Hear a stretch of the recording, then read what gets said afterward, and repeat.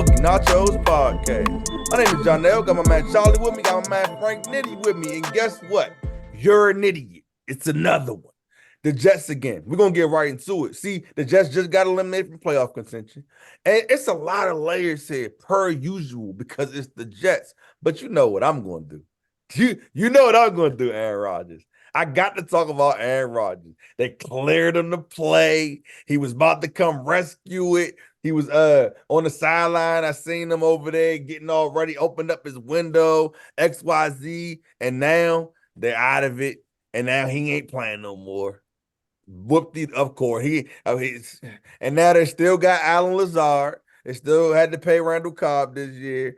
They still, it's just the Jets. But you know, like I say, there's specific reasons why they're an actual idiot at this point, though. And I'm gonna let Charlie holler at you about that one, though. You know what I'm saying?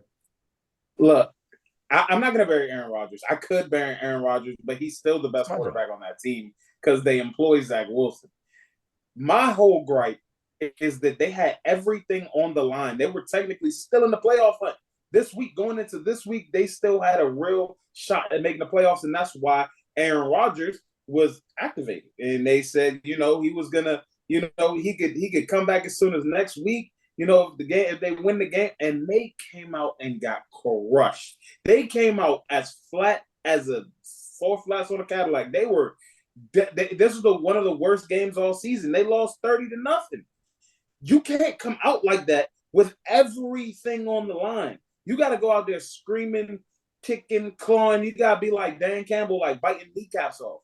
And when you knock us down, we're going to get up. And on the way up, we're going to bite a kneecap off. All right. And we're going to stand up. And then it's going to take 2 more shots to knock us down.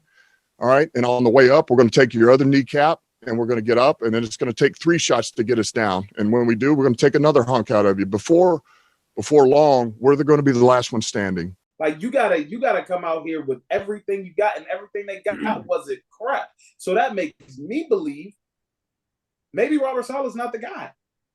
This is the first time I've ever questioned Robert Saleh. Maybe I'm the idiot for that, but I've the whole time steadfast. I was like, Robert Saleh, they got that, they got the GM, they just need maybe they need a coach, because if your coach can't get you up for this game, they don't have the worst roster in the league. They have Garrett Wilson and Breece Hall, and they have Sauce Gardner and Quentin Williams.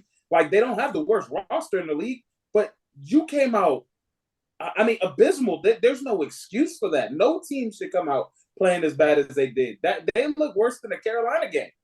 That is unacceptable. So not only the Jets, Robert Saleh, Aaron Rodgers for putting them in this situation, for whatever.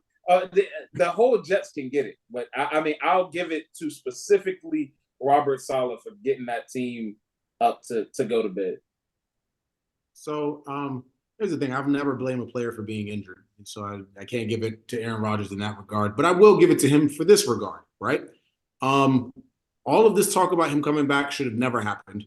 It shouldn't have been in the air. It should have been something that the team was dealing with, because it's like part of why Robert Saleh and them suck is because they're not used to being in that position. The pressure that was probably on the team. You got this coach that, for all that you've never questioned Robert Saleh, it's like, what exactly is it that he's done in this league, that merits him to be a coach of a team that has big aspirations? You know what I'm saying? And you can see his coaching job in this season. I don't, really know what it was. It's like, how many different times did I hear that he had lost the locker room, the trust of the players? Like, it's just a big clusterfuck. The fact that they went into the season, and this is why the Jets are really the idiot. They went into the season with the Zach Wilson that I remember from last season as the alternative, or as your backup to a 39-year-old, not exactly, full of health Aaron Rodgers, is crazy. Because let's say he didn't get injured on the 3rd play of the season, there's a chance he could have definitely got injured anyway. You know what I'm saying? And this is what you've been trying on the field? Really?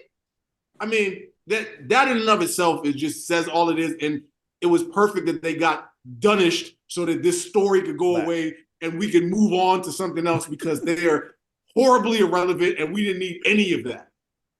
Not that anybody in America plays fantasy football, but also they're idiots for giving their 2 best players 8 touches.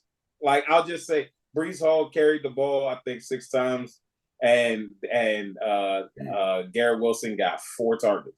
You didn't get targeted, I think, until the third quarter. I'm aware. Yeah. Yeah, that's pretty bad. That's idiotic. If you're Charlie, you if you're can't fool outmanned- me though. You can't fool me. You try and blame Robert Saleh because you want to see Nathaniel Hackett get promoted. Okay. Can't fool me. Hackett can't crack it. All of this is Aaron. You know what? Nell's right.